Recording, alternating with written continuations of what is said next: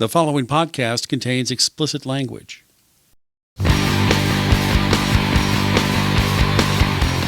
Welcome to the Diesel Performance Podcast, Episode 3. I'm Paul Wilson. And I am Scott Henricks. Today's episode, we are going to talk about my favorite Cummins diesel engines for light-duty pickup trucks. This is our third in a three-part series to help launch the Diesel Performance Podcast, which is brought to you by Calibrated Power Solutions. Calibrated Power, we love them. Yes. If you haven't already listened to the first two podcasts, I would encourage you to do so. The first episode talks in depth about Duramax diesels with Nick Pregnitz, founder and owner of Calibrated Power Solutions and Duramaxtuner.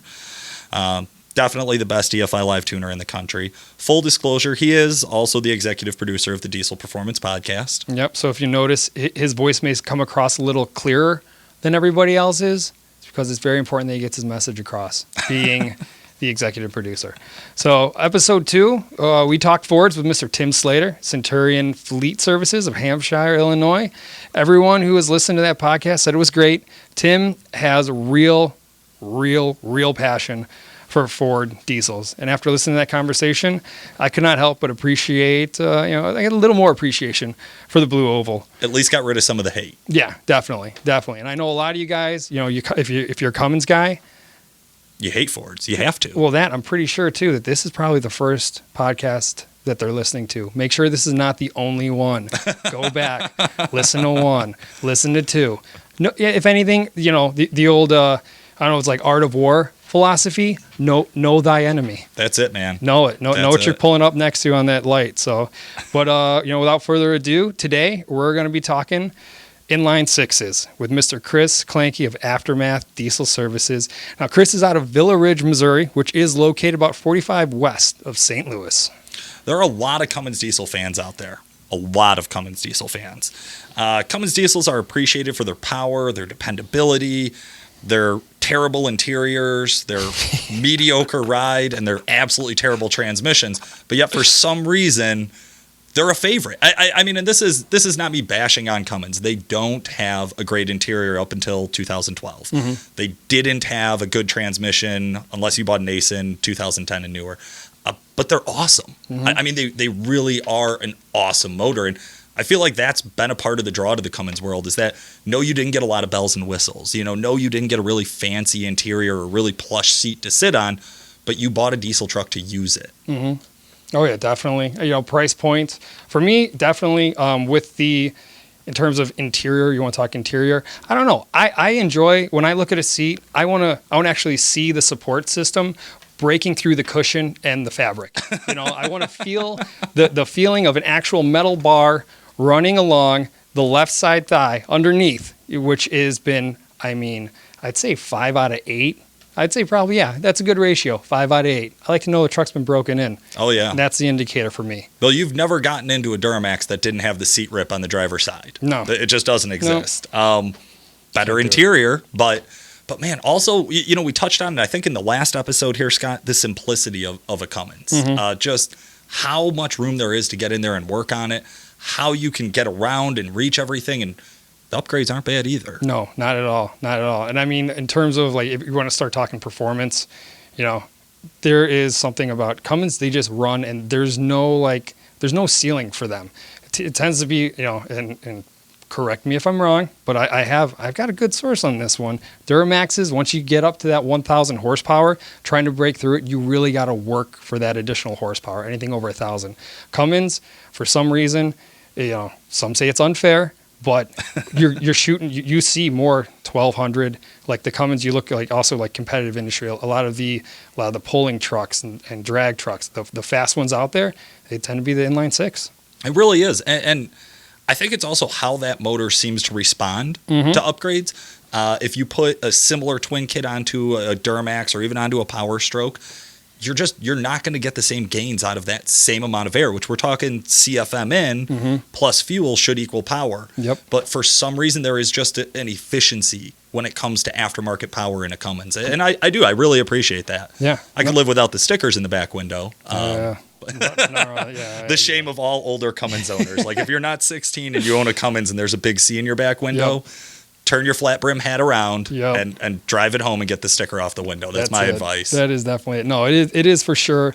It's a mystery, who really, it's a mystery as to why they're able to do that. But, thanks to Chris, we're going to take, kind of delve in, maybe unlock some of those mysteries, if you will, from the very popular first generation and the second generation 12 valves all the way, we're talking third generation, the 5.9s, even getting into some of the 6.7 stuff as well. Yeah. There's a lot. Chris got a lot to say, a lot of good stuff to say. Paul, I also learned, problems learned a lot about the problems that Cummins owners face. Firsthand, like we kind of touched on from Chris. So kind of see what he's got to say. Well, that's awesome. I'm excited to hear it. Well, I got started in this industry originally. I purchased a diesel truck in 2005. I bought an '01 Cummins, and I was in the Marines at the time, and I like to tear it up and go fast, and I didn't really have the means to be able to pay somebody to fix it. So in a nutshell, that's pretty much how it got started. And there was just nowhere really to work on it. And Yeah. so I had to learn a lot of stuff the hard way. Okay. And that's how I got started. And once I got out of the service, I got a job pretty much running being the consultant pretty much for performance when it came to Cummins, and also the in-house tuner at a shop before I started my own.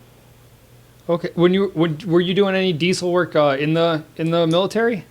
No, I was not. Oh, okay. So just basically bred from hobby and passion. I grew up around, grew up racing motorcycles, grew up around fast cars, and my stepfather owned a shop, so I've always been around a shop. I didn't ever think I was going to do it for a living, or not necessarily ever want to, but that's how it ended up. That's good. Yeah, that's awesome. So what do you specialize in over there? Mainly in doing stuff the right way. Okay. We get a lot of with all makes. We're in an area where a lot of people financially can't afford to pay somebody to do it, and they try to take it upon themselves to fix it. And there's it's all nuts and bolts, but the bottom line is if you don't know what you're putting back together, you're going to run into issues. It's not all the time, but I've pretty much I've been successful because of that, because I'm pretty straightforward with people, and they may not like what I want to hear, but we're going to do it my way, or we're not going to do it. And Yep. I don't want to see people come back unless it's to do something else or stop by and say hi, or other than that, I don't like comebacks. What do you think is like the most common issue, or what do you guys see the most of? The biggest issue I get is it's really people that they don't know what they're doing when it comes to working on it. A lot of misdiagnosis. A lot of people don't fully understand how the fuel systems work on all the trucks, and it varies so much, anywhere from 89 to 15. Everything changes, and a lot of people don't know that. They know it has injectors, they know it has a turbo, and that's about it. But those same people are the ones who are making their diagnosis, and then they're putting that said part on their vehicle, and they're not actually fixing the problem. And that's half of my work. I get that way, and that's how it normally comes in. It's normally after someone else has already touched it, or they've taken it upon themselves. That's a lot of fun. Oh yeah, Yeah. That's great. So with the first gens, are there? Is there something you see more with the first gens? I mean, it is a totally different animal than the later ones, but something you see more on those than on other ones. Honestly, with the first gens, with the 89 through 93s, even with the intercooled and non-intercooled, I don't see a lot of problems out of them. Most of the time, honestly, at this point, the trucks have normally rusted themselves out around it. Yeah. They're the best truck if you're after fuel economy and you're not after, high horsepower numbers. If you just want a truck to drive that's stock power and reliable and get great fuel economy, they're an awesome truck to have. Yep. The biggest problem with them is I get people that want, they want to mess with the pump themselves, and they're not familiar with it. And honestly, it's something that's, with VE pumps, it's something more left to a pump shop. If you don't have the right test equipment to make sure it's all calibrated and set up properly, you're going to cause issues with it. And guys putting injectors in them and they don't do anything else, and they don't have an intercooler. They overheat them and they blow a lot of head gaskets. Mm-hmm.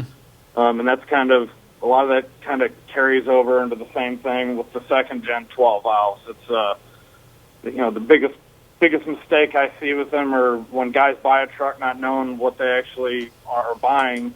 They come in and there's fuel screws missing, or the fuel plate's out, or their buddy's buddy has decided to mess with the star wheel on it, or they've adjusted the timing. It's a lot of that stuff is not having the proper tools or the knowledge of what is safe for what you have.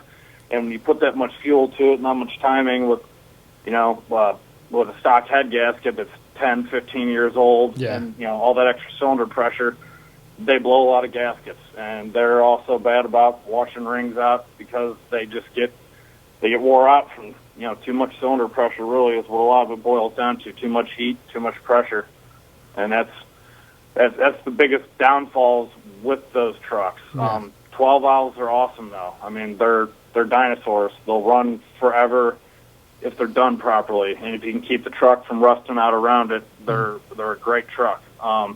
And everybody knows what a P-pump 12 valve has the potential of doing. I mean, for the most part, they pretty much rule the sled pulling world and drag racing, a lot of it. So it's they're a great engine if done right, but it's you got to be leery when you buy one because they're so old and they've traded hands so many times now.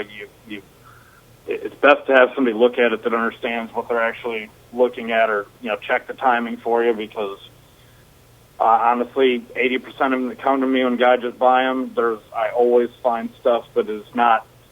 It's not where you want it to be for the long haul. Not for safe reasons. Not if you want to enjoy your truck a little longer. Yeah, it's I kind of find like usually the diesel mechanics. That's if they own a Cummins, those are the ones that they own. Are the older. I mean, like our tech Owen, he doesn't even look at anything unless it's like 93 or older. It's one of those things. They're simple. The fuel economy on them is great. If you know what you're looking at, they're simple, I should say. They're complex in their own right. It's just a little more, just an old school way of doing things. But they're great trucks if you just drive them or if you're smart with your modifications to them and you do them in the right order. They can be great trucks. But bottom line, they're in the price range for people who are just getting into the market a lot of times, and you get stuck with a truck that somebody else has already learned on, or two guys have already learned on, and normally a lot of guys end up with a pretty beat up pile of shit. Yeah. With the so with those, the order of modifications, does it differ from other trucks? Like, what is your opinion on how you should go about modifying those trucks?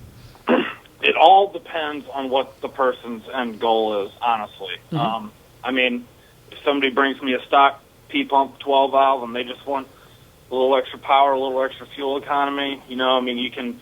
I like to start with a little bit of timing and pretty much go from there. And it doesn't. You can max out. You can pretty much run out of air real quick on a 12 valve. And the problem is once you start to cross that 17, 18 degrees of timing, go any farther than that, if it doesn't already have studs and a head gasket in it, you're going to need one. It's going to happen. You're going to blow the gasket. Same thing. I get a ton of trucks, stock turbo. They'll have a 5x10, 5x12 set of injectors in it, and they still have a stock turbo. And their EGTs are through the roof, and they wonder why they're melting pistons and why they're going through head gaskets. So the biggest thing is to watch everything and keep it in check. It all depends on what their end goal is, really, on how you're going to go about it.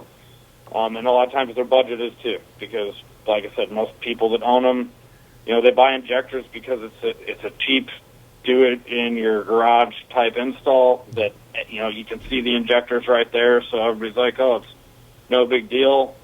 You see a lot of companies advertise 100 horsepower, 200 horsepower, and they think that's all they got to do is pull those out and bolt them in. They get 200 horsepower. Well, it may, but it's going to be short lived. Yeah. and that's the biggest issue with all Cummins. Honestly, they're easier to work on. So people make they're just misinformed. You know, they don't know. And what about the third gens? What's your opinion on those? The trucks with the VP44, you got the 98.5 throw 2s. Those, if you can find, it's the same thing as a 12 valve. A lot of them are beat up and ran ragged, but honestly, I might be partial because it was my first diesel truck, but VP trucks they get a bad name because of the VP pump. But if it's got a good fuel system behind it and you got a good pump and you keep good fuel in it, they're really fun trucks to drive. There's tons of them out there with a lot of miles on them that haven't, for the most part, haven't been touched. But that's a very good starting point, honestly. And you get them a little newer and hopefully they're not rusted out as bad. But it's, same type of thing on that. The biggest problem I see is people just slapping bigger injectors in it and keeping the stock turbo. And I mean, you can hit 1,500 degrees with a comp box or an attitude on them without even changing injectors. And then guys go and, you up your injectors another 30+%, and same thing. Head gaskets, cracked heads. That's all pretty common on that.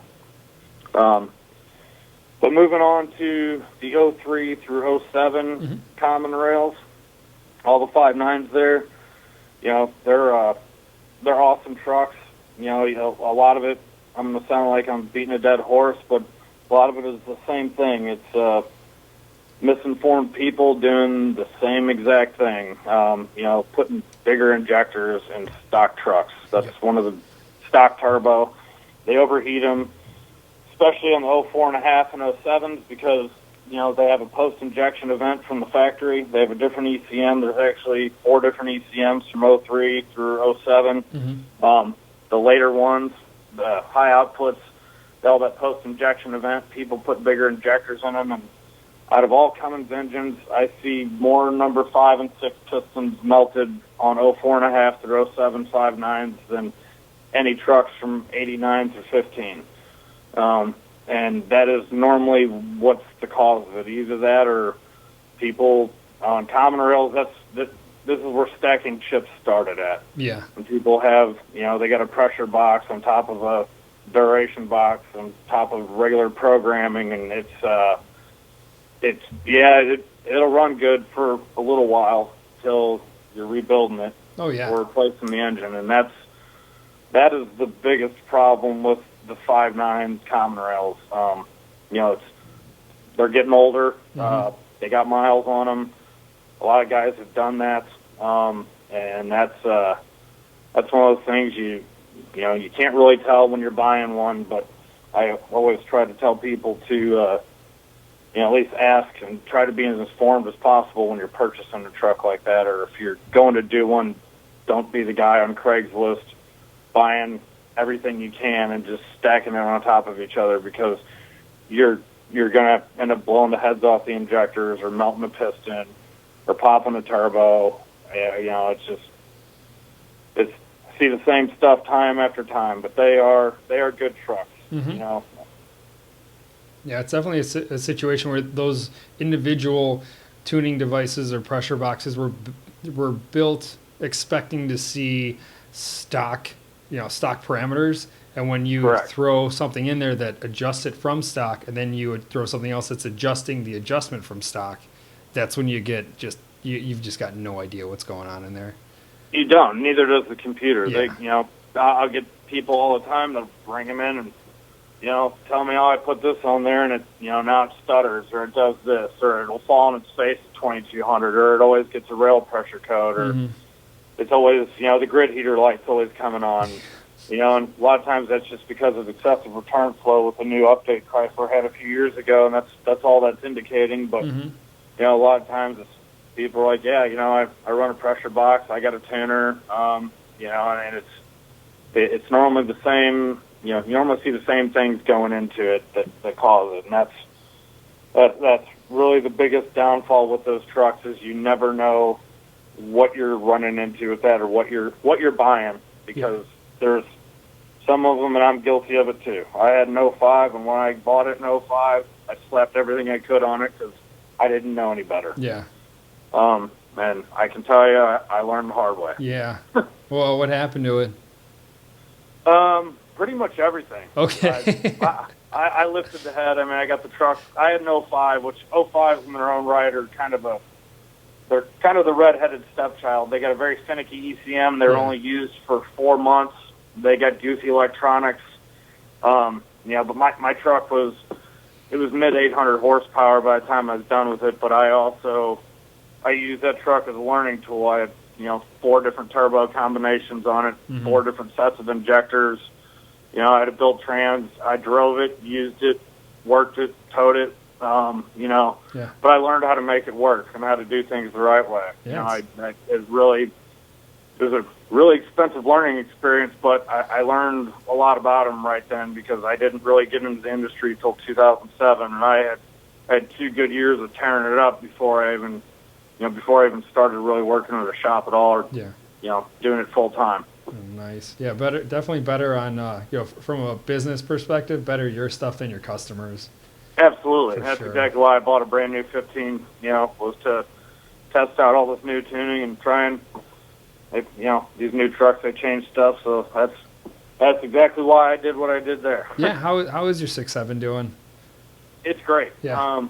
I like it. I mean, there's things I don't like about it, but that's as with everything. The 6.7s are all good. The biggest thing I run into with them, I run into head gaskets, turbos, and honestly, head gasket and turbo, we know what a lot of that stems from. That's obviously in '07. That's when they started to add the DPFs to them and the EGR systems. Except for California trucks. Yep. And they're just, it's a terrible design, honestly. The coolers are insufficient. They don't have enough capacity. The valves are prone to blowing open, getting stuck, not knowing it. They got a throttle valve design that the spring's known for getting weak in them, and that doesn't allow the airflow to pass properly through the EGR system. It sits the vanes of the turbos up. That happens. Your drive pressure changes. You lift heads. You don't lift the head, but you pop a head gasket. Yep. It happens. Especially, 6.7s are bad about it. All Cummins are bad about getting hot in the rear cylinders. Yeah. That's just one of the things. 6.7s though, if somebody's really, it depends on the budget, but if you're looking to get into a truck, the good thing is because the late 5.9s are worth their weight in gold, I'd rather have a 6.7. There's things about both of them that are nice, but you can get into an 07 through 9 6.7 for a pretty decent price, honestly. Yeah, it's actually surprising. I was looking at them on like Auto Trader, and it is more for the late model 5.9s than even the 2010s. It's crazy. It is. It really is. I mean, you get the 6-speed transmission. That's nice. Everybody, it's a Dodge. We know we're going to put a transmission in one way or the other. Whether you leave it stock or you beat on it, it's going to happen. Having the VGT, it's got its pros and cons. The exhaust brake is nice. Yep. If you don't need it, doing a second-gen swap on them is awesome because the 6.7 is it's a pretty good air pump. So you can get away with running a decent-sized S400 even without, you don't really have to do anything fuel-wise, and you can still drive them, use them, tow with them, do everything, and they stay super cool. You lower your drive pressure probably 20 to 25% from what I've seen from trucks up data logs and Patton's dyno. It really I like the 6.7 because there's so many different ways you could go with it. You can go with the truck. You can add a turbo to it if you like that because compounds are sweet. You can totally get rid of it because a lot of them, they get a bad name for the VGT turbo. A lot of guys get really upset about having to replace them. But bottom line, most of the time, the reason that turbo is going out, there was something in front of it before that caused the issue. Yeah. It's pretty much it's a chain reaction thing with them. And the biggest thing with 6.7s where people have issues, their head gaskets is because they ignore a turbo issue. They know their exhaust brake isn't working properly. They know it doesn't spool up right. They know they've lost fuel economy, but yet they continue to drive it because the trucks, they'll run. You can drive down the road and they run just fine. But that's what causes a lot, because the vanes stick. They never, it raises your drive pressure because the vane plate gets stuck, and people don't realize that. They think, oh, it just runs fine or it just smokes a little more. But I get a lot of guys that ignore it, and it's normally not too long after they're coming to see me for a head gasket. Yeah. They did do some things on the 13s and up to try to address that turbo issue. They did change the electronics on them. They do have a different thrust bearing in the Charger. It's a little bigger. I don't know all the internals of the brand new turbos, but Ram has addressed that, or somewhat addressed that problem. But you do have the 68 RFE, which they can be good and they can be bad transmissions. Yeah. It's the 10 through 12. They made the converters a little more stout from the factory. It's not a whole lot more. Shift patterns and everything are a little bit different on them. They don't seem to go out quite as fast, but they're kind of they're a beast of their own. Yeah. Yeah, definitely. Yeah, it's always it's kind of like that first restrictor. It kind of, if you feel bad for the guys, because like on the Duramax side, well, especially with those the newer ones, I mean, you don't have to worry about that Allison. Like, you can max out your stock engine and don't have to even touch the Allison. But it seems like with the Cummins, those guys are usually like 30 to 50 horsepower behind the other guys in terms of when they need to upgrade the transmission. Yep, and that's it's one of those things. They keep making them better. When they started the cabin chassis, well, in 07 they had a 3500, but in 08 they introduced the 45 and 5500s, which on the 07 through 9 trucks they just had a regular DPF. The 10 through 12s they actually put DEF on them, and those trucks, all of them to date, they come with an ASIN. If it doesn't have a G56, it's not a manual. Comes with those ASINs, and they're a great transmission if you're going to add 100 horse. If you're going to do a tuner, you're going to delete it. Maybe do a fast system, something like that. You start getting into bigger chargers, pumps, injectors, all that stuff. The ASINs, they're not a great transmission for if you're wanting to hit that 550 plus mark. They kind of do the opposite thing. They don't, even built ones, they don't do that great. Okay. Very interesting. Yeah, we haven't seen too many of those yet. It's still coming in. Yeah, I mean, I'll replace probably one ASIN transmission to every 2068 RFEs that I do. So they're not nearly as common, but they are starting to. You can get them now in an actual 3500 pickup truck and 14s and 15s and up. So I'm sure we'll see more of them. Hopefully they start to get better. Yeah. It would be nice for everybody, because that's the one bad thing about the performance market, especially if you like the easy engine on the Cummins. It does have its downsides. Yeah. Yep. Let's see. Are you heading out to? You doing any shows this year at all? Any events? Yeah, we are going to be at the State Fair, the Missouri State Fair. It's in Sedalia, Missouri. It's still August. I don't remember the dates. Okay. Yeah, we'll be there. That's an 8-day show. And where else we'll be, honestly, it really depends. I'm working on a short staff, and my business is growing at a rapid rate, so it's been very hard for me to get away at all. Yeah, I was going to say, time restriction. Trying to roll with that the best I can until I can get a bigger shop built and get everything moved into there, and it's just one thing at a time. Yeah, good problems to have. Yeah, thanks again for your time. Then we'll just talk to you soon. Anytime. Thanks, man. You're welcome. Oh, that was very informative. That Very was Chris informative. Klenke doing what he does, right? Definitely. A lot of good information. Again, kind of went through. I mean, it was like he had a script in front of him. He just clear, knew exactly what to talk about. I love the stuff about the first gens, just kind of that. His background again coming into it.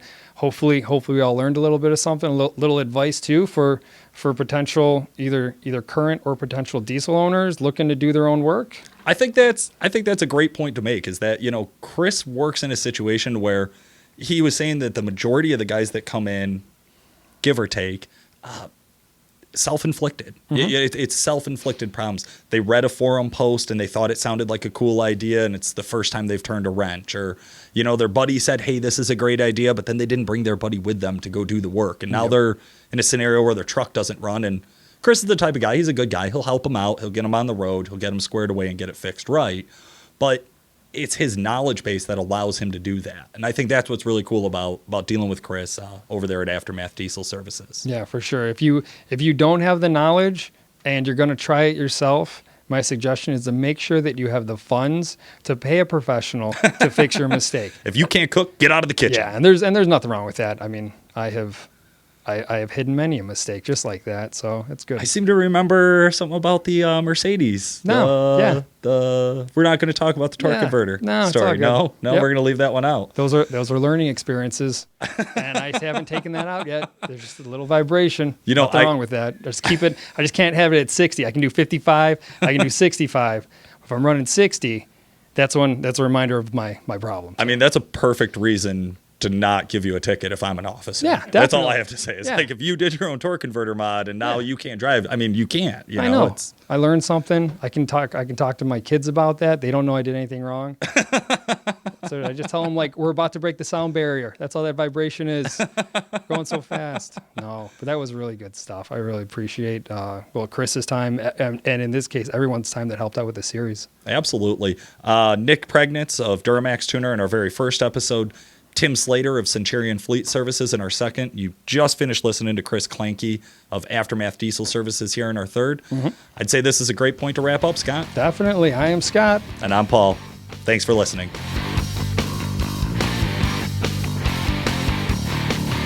The Diesel Performance Podcast is brought to you by Calibrated Power Solutions, home of DuramaxTuner.com, developer of performance engine and transmission calibrations for a wide variety of late model diesel powertrains, including the Duramax, Cummins, John Deere, Jeep, and many more.